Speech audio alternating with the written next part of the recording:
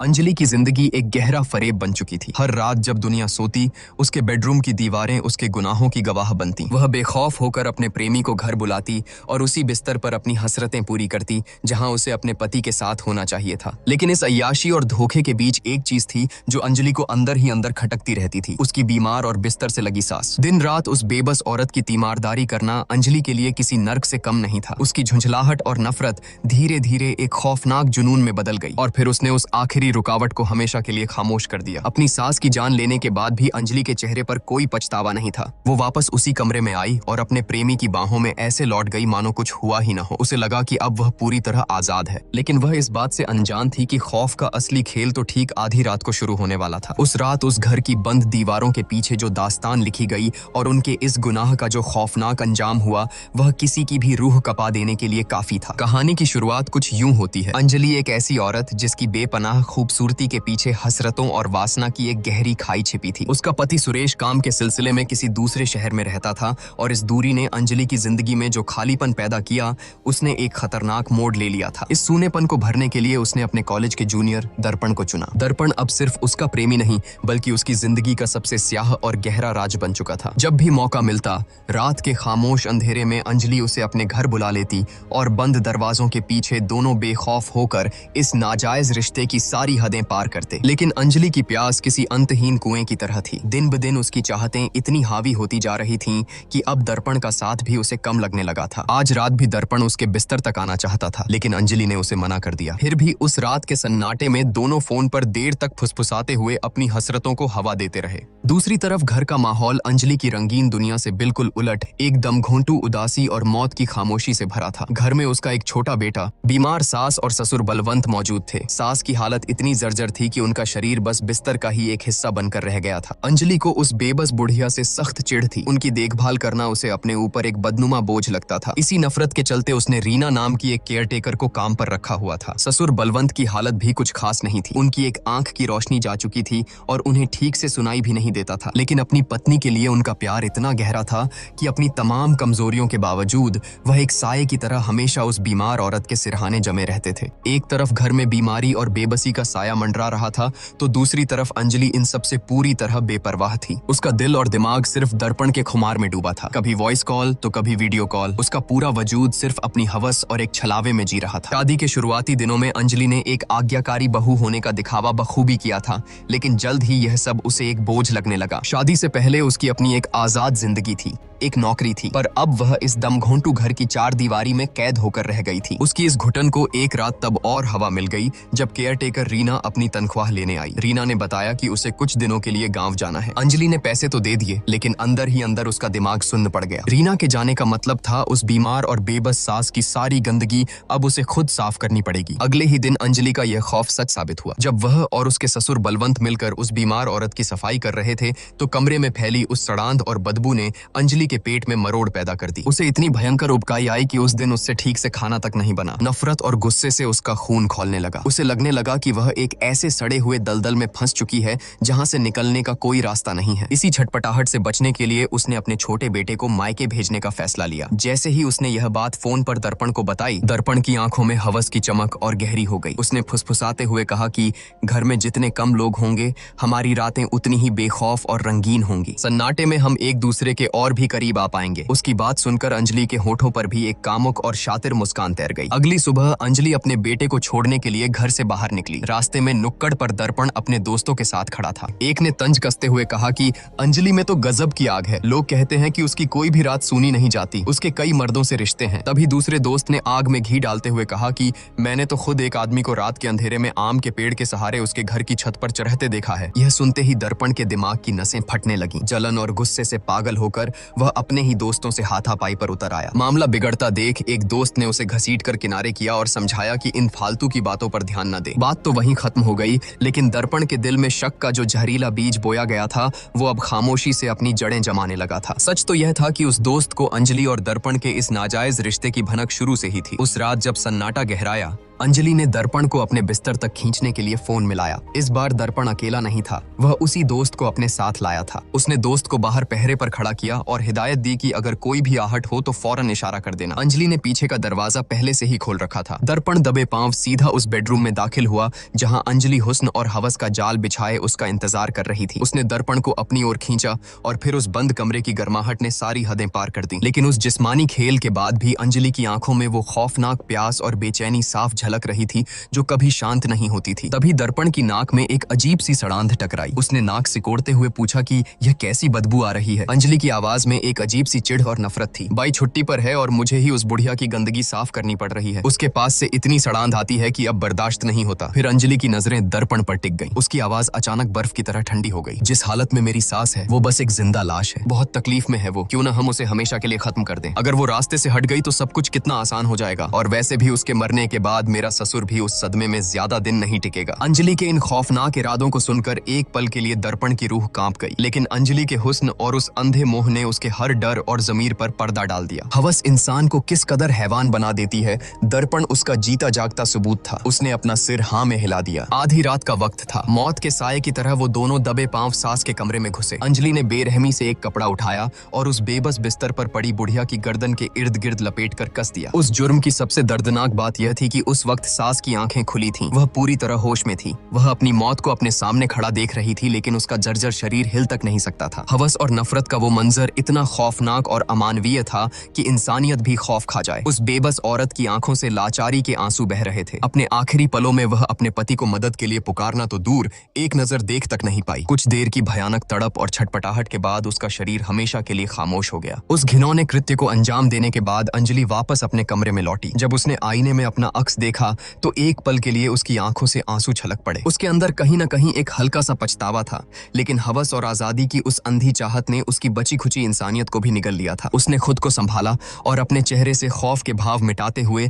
दर्पण से फुसफुसाकर कहा कि सुबह होते ही मैं रोना पीटना शुरू कर दूंगी। सबको लगेगा कि बीमारी की वजह से सासू माँ की मौत हो गई। किसी को हम पर जरा भी शक नहीं होगा। लेकिन अगले ही पल अंजलि के चेहरे का रंग उड़ गया। जिस कपड़े से उसने अपनी सास की जान ली थी वो तो उसी कमरे में छूट गया था। घबराहट में वह वापस उस मनहूस कमरे की तरफ भागी, लेकिन बिस्तर के पास वह कपड़ा कहीं नहीं था। उसका दिल जोरों से धड़कने लगा। वह दबे पांव ससुर के कमरे तक गई, पर वहां बलवंत गहरी नींद में सो रहा था। अंजलि ने खुद को तसल्ली दी कि वह बूढ़ा इंसान तो बहरा है, उसे क्या ही पता चलेगा। उसने मान लिया कि शायद हड़बड़ी में वह खुद ही उस कपड़े को कहीं रखकर भूल गई है। इस खौफ और दिमागी तनाव को दबाने के लिए अंजलि वापस अपने बेडरूम में आई और खुद को पूरी तरह दर्पण के हवाले कर दिया। मौत के उस खौफनाक साये और एक लाश के ठीक नीचे वे दोनों एक बार फिर अपनी उसी रंगीन दुनिया में डूब गए। जब उनका यह खेल खत्म हुआ तब रात काफी गहरी हो चुकी थी। किसी को शक न हो इसलिए अंजलि ने दर्पण को फौरन घर से बाहर जाने को कहा, लेकिन जैसे ही वे पिछले दरवाजे तक पहुंचे उनके होश उड़ गए। दरवाजा बाहर से लॉक था। घबराहट में वे दोनों मुख्य दरवाजे की तरफ भागे,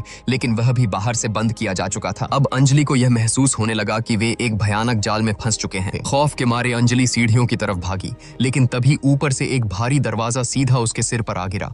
वह दर्द से चीखते हुए नीचे गिरी। उसका सिर फट चुका था। उसकी चीख सुनकर दर्पण पागलों की तरह उसे बचाने दौड़ा, लेकिन उस घुप्प अंधेरे में किसी ने उस पर भी एक जानलेवा हमला कर दिया। अब दोनों खून से सने, बुरी तरह जख्मी हालत में एक कोने में बेबस पड़े थे। मौत अब उनके सिर पर खड़ी थी। अंजलि की फटी हुई आंखें अब समझ चुकी थीं कि घर में कोई है जो उन दोनों को जिंदा नहीं छोड़ना चाहता। और तभी उस खौफनाक सन्नाटे और अंधेरे को चीरता हुआ वह चेहरा सामने आया। वह कोई और नहीं, उसका अपना ससुर बलवंत था। उस काली रात का सच तो कुछ और ही था। जब अंजलि और दर्पण उस बेबस सास की जान ले रहे थे तभी बलवंत की नींद टूट चुकी थी। वह अपनी पत्नी की हालत देखने उसके कमरे में पहुंचा, पर तब तक बहुत देर हो चुकी थी। अपनी जीवन संगिनी की बेजान लाश देखकर वह बूढ़ा इंसान अंदर से टूट गया और उस खामोश अंधेरे में बिलख बिलख कर रोने लगा। अपने छलकते आंसुओं के साथ जब वह यह मनहूस खबर अंजलि को देने उसके कमरे की तरफ बढ़ा तो दरवाजे के पास पहुंचते ही उसके कदम ठिठक गए। अंदर से अंजलि की आवाज आ रही थी। घर के उस मुर्दा सन्नाटे में बलवंत के कानों ने वो सब सुन लिया था जो उसकी दुनिया उजाड़ने के लिए काफी था। जब अंजलि और दर्पण वह कपड़ा ढूंढने कमरे से बाहर निकले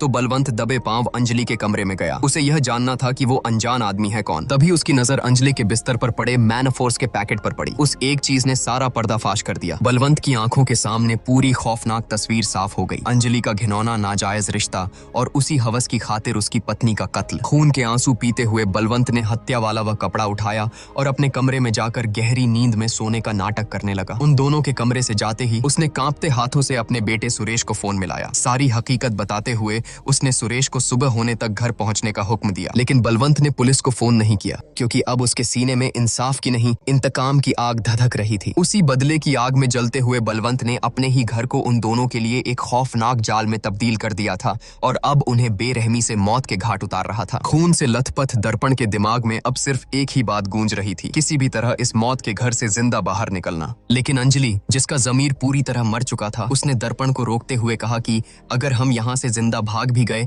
तो वो बुढ़ा हमें छोड़ेगा नहीं। वो हमारा सारा सच जान चुका है, सीधा पुलिस के पास जाएगा। अब बचने का सिर्फ एक ही रास्ता है, हमें बलवंत को भी खत्म करना होगा। दर्पण अंदर ही अंदर कांप रहा था। उसे एहसास हो चुका था कि वो हवस के किस खौफनाक और जानलेवा दलदल में धंस चुका है। दूसरी तरफ अंधेरे में छिपा बलवंत इन दोनों की खौफनाक साजिश सुन रहा था। गुस्से और इंतकाम की आग में उसका खून खौल रहा था। अंजलि उसे ढूंढने के लिए हाथ में एक लालटेन लेकर निकली, लेकिन बलवंत ने पहले ही उस चिराग के साथ मौत का खेल कर दिया था। जैसे ही अंजलि ने उसे उठाया, वह जोरदार धमाके के साथ उसके ही हाथ में फट गया। आग की लपटों ने अंजलि का एक हाथ बुरी तरह झुलसा दिया और वह दर्द से चीख उठी। यहीं पर उस खौफनाक रात का एक और दर्दनाक सच सामने आता है। बलवंत ने अपनी बीमार पत्नी के बिस्तर के पास एक इमरजेंसी बटन लगा रखा था। जब अंजलि और दर्पण उस बेचारी को मौत के घाट उतार रहे थे, तब अपनी आखिरी सांसों से लड़ते हुए उस बुढ़िया ने कांपते हाथों से वो बटन दबा दिया था। उसी अलार्म ने बलवंत को जगाया था और वह अपनी पत्नी की आखिरी पुकार सुनकर ही वहां पहुंचा था। दर्द से बिलखती अंजलि और दर्पण ने बलवंत को पकड़ने का जाल बिछाया। इस बार बलवंत उनके जाल में फंस गया। अंजलि ने पीछे से बलवंत के सिर पर जोरदार प्रहार किया और वह बेसुध होकर गिर पड़ा। जैसे ही अंजलि उसे घसीटने लगी, बलवंत को होश आ गया। मौका पाकर बलवंत फिर से छुपने में कामयाब रहा। इस चूहे बिल्ली के खेल से तंग आकर अंजलि ने अपनी क्रूरता और नीचता की सारी हदें पार कर दी। उसने मिट्टी के तेल का डिब्बा उठाया और पागलों की तरह चिल्लाई कि अगर तू सामने नहीं आया तो मैं तेरी बीवी की लाश को यहीं जला दूंगी। छुप मत, वरना राख होने के बाद तेरी बीवी की आत्मा भी कभी चैन नहीं पाएगी। अपनी मृत पत्नी की लाश के साथ यह बेअदबी बलवंत बर्दाश्त नहीं कर सका। वह फौरन अपने छुपने की जगह से बाहर आ गया। अंजलि और दर्पण जानवरों की तरह उस पर टूट पड़े और उसे बेरहमी से पीटने लगे। खून से लथपथ बलवंत आखिरी दम तक मार खाता रहा। तभी अचानक बलवंत के अंदर जैसे कोई आसुरी शक्ति आ गई। उसने पूरी ताकत से दर्पण के पैर पर एक करारा वार किया और उसे दूर झटक दिया। अगले ही पल उसने अपने हाथ अंजलि की तरफ बढ़ाए और अपनी उंगलियां उसकी आंखों में बुरी तरह चुभो दी। उनकी चीखों के बीच बलवंत वहां से भागा और एक कमरे में खुद को बंद करके सीधा पुलिस को फोन मिला दिया। उसने पुलिस को सारी हकीकत बयान कर दी। उधर अंजलि किसी तरह उस कमरे तक पहुंची। फोन की कॉल हिस्ट्री देखते ही उसके पैरों तले जमीन खिसक गई। अब पुलिस के आने से पहले बलवंत की लाश गिराना जरूरी था। अंजलि ने बदहवास होकर दर्पण से कहा कि बाहर तुम्हारा जो दोस्त पहरा दे रहा है उसे फौरन अंदर बुलाओ। दर्पण घबराया, पर वो अंदर कैसे आएगा? घर के सारे दरवाजे तो लॉक हैं। अंजलि की आंखों में एक शातिर और खौफनाक चमक आ गई। उससे कहो कि पीछे वाले आम के पेड़ के सहारे छत से अंदर आ जाए। अंजलि के मुंह से निकले इन शब्दों ने दर्पण के दिमाग में किसी बम की तरह धमाका कर दिया। पल भर में उसे अपने दोस्तों के वो ताने याद आ गए। उसका सारा भ्रम शीशे की तरह टूटकर बिखर गया। वह अंजलि का इकलौता प्यार नहीं था, बल्कि उसकी हवस और जरूरतों को पूरा करने वाला महज एक और मोहरा था, जिसका अब इस्तेमाल किया जा रहा था। तभी खिड़की से उसका दोस्त अंदर कूदा। अंदर का खून खराबा देखकर वह एक पल के लिए सन्न रह गया, लेकिन फिर स्थिति को भांपते हुए उसने चाकू निकाला और सीधा बलवंत की तरफ लपका। पर बलवंत अब कोई लाचार बूढ़ा नहीं, बल्कि एक खूंखार शिकारी बन चुका था। उसने जमीन पर पहले ही तेल बिछा रखा था। दोस्त का पैर बुरी तरह फिसला और वह औंधे मुंह जमीन पर आ गिरा। इससे पहले कि वह संभल पाता, बलवंत ने एक भारी वार से उसका सिर कुचल दिया। उसकी वहीं मौत हो गई। यह खौफनाक मंजर देखकर अंजलि की रूह कांप गई। मौत को अपने इतने करीब देख उसका शातिर दिमाग अपनी आखिरी और सबसे नीच चाल चलने लगा। वह भागकर अपने कमरे में गई और कांपते हाथों से अपने पति सुरेश को फोन मिला दिया। फोन उठते ही वह घड़ियाली आंसू बहाते हुए चीखने लगी कि जल्दी आ जाओ, घर में एक अनजान गुंडा घुस आया है। उसने मम्मी पापा दोनों को मार डाला है और मुझे भी बुरी तरह जख्मी कर दिया है। मुझे बचा लो। दरवाजे के पीछे खड़े दर्पण ने यह सब सुन लिया। अंजलि का असली और घिनौना चेहरा अब पूरी तरह बेनकाब हो चुका था। वह अपने गुनाहों का सारा ठीकरा दर्पण के सिर फोड़कर खुद मासूम बनना चाहती थी। धोखे की आग में जलते हुए दर्पण उस पर झपटा। दोनों के बीच हाथापाई हुई, लेकिन अंजलि उसे चकमा देकर वहां से भाग निकली। उसे ढूंढते हुए दर्पण जैसे ही अंधेरे में एक दूसरे कमरे में घुसा, बलवंत का बिछाया एक और जाल उस पर मौत बनकर टूट पड़ा। ऊपर रखा एक भारी गैस सिलेंडर सीधे उसके सिर पर आ गिरा और दर्पण की कहानी उसी दर्दनाक झटके के साथ हमेशा के लिए खत्म हो गई। उधर मौत के खौफ में अंजलि अब भी बलवंत की जान लेने के लिए पागलों की तरह उसे ढूंढ रही थी, लेकिन बलवंत अब इस खूनी खेल का अंत तय कर चुका था। वह अंजलि के वार से खुद को बचाते हुए मुख्य दरवाजे तक पहुंचा। उसने अपने मुंह लौह के अंदर छिपाकर रखी हुई चाबी बाहर निकाली, ताला खोला और अंधेरे से निकलकर बाहर आ गया। बाहर सुबह की पहली किरणें फूट चुकी थीं और पुलिस की गाड़ियां सायरन बजाते हुए घर को घेर चुकी थीं। घर के अंदर का मंजर किसी कसाई खाने से कम नहीं था। एम्बुलेंस के जरिए घायलों और लाशों को बाहर निकाला जाने लगा। तभी सुरेश भी बदहवास हालत में वहां पहुंच गया। अपने घर को खून से सना श्मशान बना देख उसके पैरों तले जमीन खिसक गई। लेकिन जब पुलिस और सुरेश घर के अंदर गए तो उनकी नजरें एक ऐसे दृश्य पर टिक गईं जिसने उस पूरे खूनी तांडव को एक अजीब सी खामोशी दे दी। उस रात के इतने भयानक खौफ और मौत के तांडव के बीच भी बलवंत ने अपनी मरी हुई पत्नी के शरीर को उस सारी गंदगी और सड़ांध से निकालकर बेहद सलीके से साफ कर दिया था। उसने उसे साफ और नए कपड़े पहना दिए थे, उसके बाल संवार दिए थे ताकि उसकी जीवन संगिनी, जिससे उसने बेपनाह मोहब्बत की थी, इस दुनिया से पूरे सम्मान के साथ विदा ले सके। और इसी खामोश, दर्दनाक लेकिन पवित्र दृश्य के साथ इस खौफनाक रात की कहानी हमेशा के लिए खत्म हो जाती है। एक तरफ अंजलि की हवस थी और दूसरी तरफ बलवंत का अपनी पत्नी के लिए सच्चा प्यार। दोस्तों, अगर आप बलवंत की जगह होते और अपनी आंखों के सामने अपनी बेबस पत्नी के कातिलों को देखते तो क्या आप भी वही खौफनाक बदला लेते या पुलिस का इंतजार करते? कमेंट करके बताइए कि बलवंत ने जो किया वो सही था या गलत। और इसी तरह की फिल्मों का एक्सप्लेनेशन देखते रहने के लिए हमारे चैनल झटपट बॉलीवुड को जरूर सब्सक्राइब करें।